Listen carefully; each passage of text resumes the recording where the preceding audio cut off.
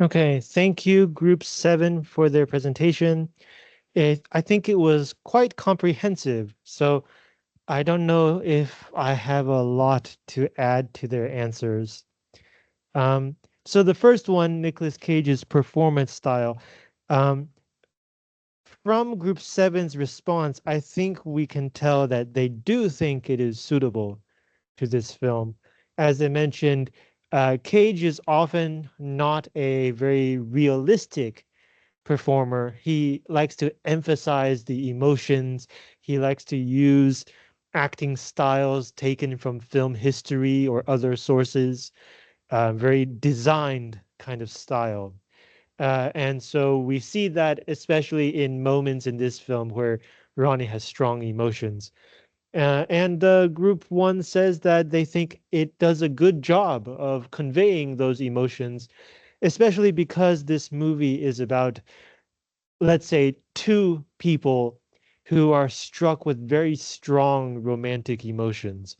Like the idea of acting strange or irrational because of strong feelings is at the heart of this movie. So in that sense, Cage's performance fits right in. Although I do, Group 7 showed us a short video clip where Cage says that the famous hand scene is taken from Fritz Lang's Metropolis. I do think we can talk about this a little bit. If you remember a few weeks ago, we saw Singin' in the Rain, and we were talking about the different acting styles in silent films and in sound films. Fritz Lang was one of the most important silent film directors. Metropolis is a silent film. So like when the mad scientist is looking at his hand like that, we might say that this performance is doing something extra because the doctor cannot use his words. So he needs to use his body language to tell us something. In Moonstruck, this is a sound film. Nicolas Cage does use his words.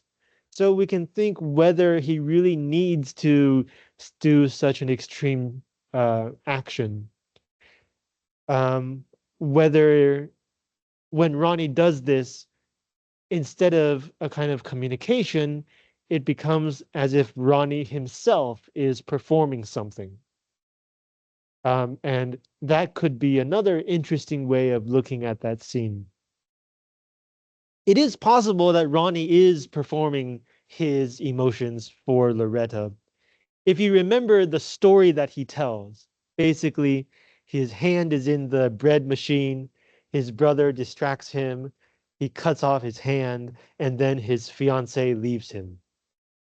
And he blames his brother. Like, if you think about it, it's kind of stupid. So it could be that Ronnie, some part of him knows that it's kind of stupid, but he does feel this intense pain. So he has to try to justify that pain to himself. He's always performing his pain for himself. So it could be that Ronnie is in fact performing for Loretta, for everyone, for himself also. So that's another way that we can think about Nicolas Cage's acting choices in this film. So for the second question, Group 7 also agrees because this movie is about these big emotions and because the two characters have a similar history. They each lost somebody they loved many years ago. So in fact, when they start arguing, when they start analyzing each other and start really to get under the other person's skin, to really make them feel strong emotions, it is possible that these emotions turn into attraction, and so they kiss. Um, we can also think about the kind of personality that each person presents. We just talked about Ronnie. He's presenting himself as a very emotionally passionate person. Loretta, at this point in her life, Group 7 mentioned she is now trying to be a more practical woman, trying to face reality. But we do know because of her romantic history, she is also a passionate person. So we could say that maybe when Loretta sees Ronnie, such a passionate man, it also kind of unlocks that side of herself. Group 7 mentions something about this in question 6. So it could be that starting to argue with Ronnie unlocks that side of herself, and she lets the attraction take control over her choices. So again, when we first see the scene, maybe it's kind of sudden, but if we think about it, it could make sense. Question 3. Group 7 very astutely pointed out that Loretta's marrying Johnny out of necessity. She wants a stable, financially secure future, whereas her relationship with Ronnie is entirely based on romantic attraction. Um, right. And so we can also think about Johnny's relationship with Loretta. As Loretta's mother says, Johnny is a big child. He can't do anything by himself. Right? Even when he goes to take a taxi, he keeps forgetting his luggage. He keeps forgetting this, forgetting that. And so he's looking for a woman to help take care of him. And sadly, this is something that many men tend to do.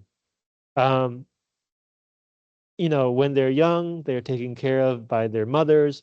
When they grow up, they have a girlfriend, their girlfriend takes care of them, and then they marry their girlfriend, it becomes his wife, and his wife takes care of him. So, like, for some men throughout their lives, they never have to actually take care of themselves.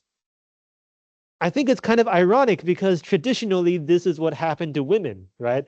Traditionally a woman is under the control of her father, and then her father gives her away to her husband. And so a woman is never able to have full independence.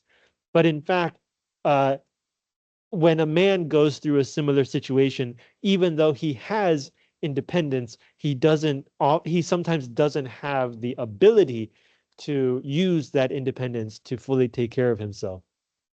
That seems to be what happened with Johnny. Um, So for Loretta, who's looking for a more traditional, stable relationship, that's perfect because she marries the guy and now she has something to do with her life, right? She can spend her time taking care of him. It's what she thinks that she wants. But of course, then she meets Ronnie and she realizes what she actually wants is a passionate, torrid romance. And that brings us to question 4. Group 7 did a good job comparing these two proposal scenes. Uh, they do look quite similar, right? In both proposals, Loretta asks for a ring, and in fact, it is the same ring. But one small difference here is that she does not ask Ronnie to kneel down on the floor.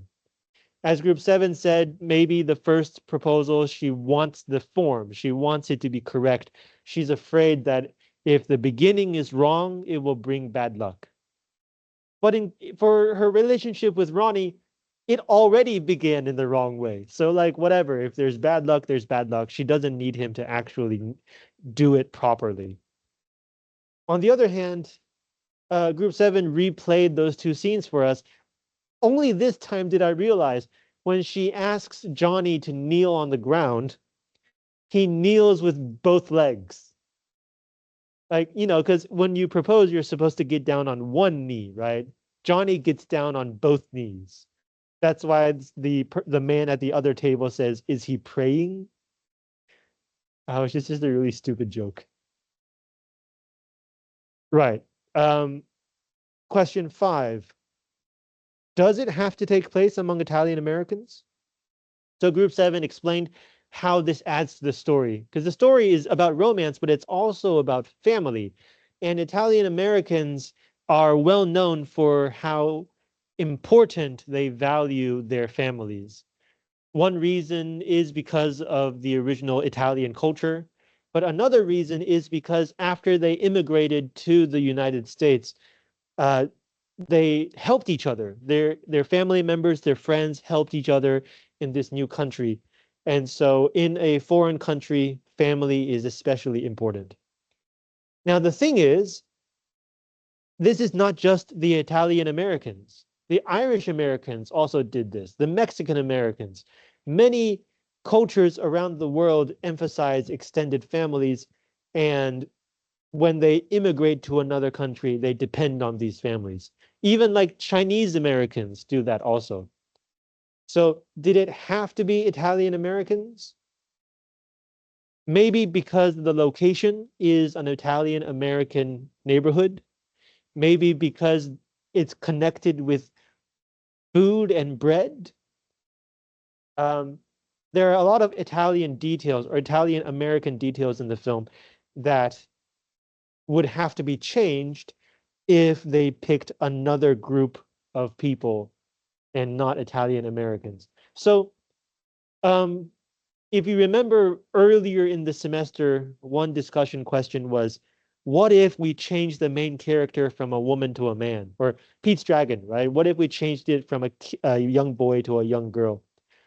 Um, and it's possible, but you would have to change many other things as well. Number six, playing it safe is the most dangerous thing a woman like you could do. Group seven did a great job explaining why playing it safe could be dangerous. But one thing they didn't really talk about is a woman like you. Why might Ronnie be talking specifically about a woman like Loretta? And I think it's because of Loretta's past. Ronnie, they both now recognize that Loretta is in fact a passionate romantic person who has kind of given up on that kind of life. She wants security, she wants stability. So Ronnie is saying, you're doing this against your will. You're not being honest about what kind of person you are and what you really want in life. So for someone like you, playing it safe may seem like, the safe option, but it's against what you really want. And so in fact, what you're doing is you're killing your soul. And that's why for a woman like you, this is especially dangerous. But everything else Group 7 said, I agree with. And then question 7. So the idea that love ruins everything, of course, that's exaggerated, right? As Group 7 said, this is not literally true. It's not like every time you fall in love, the whole world goes to pieces. But it does feel like that. When you do fall in love, it does feel like the world has suddenly rearranged everything.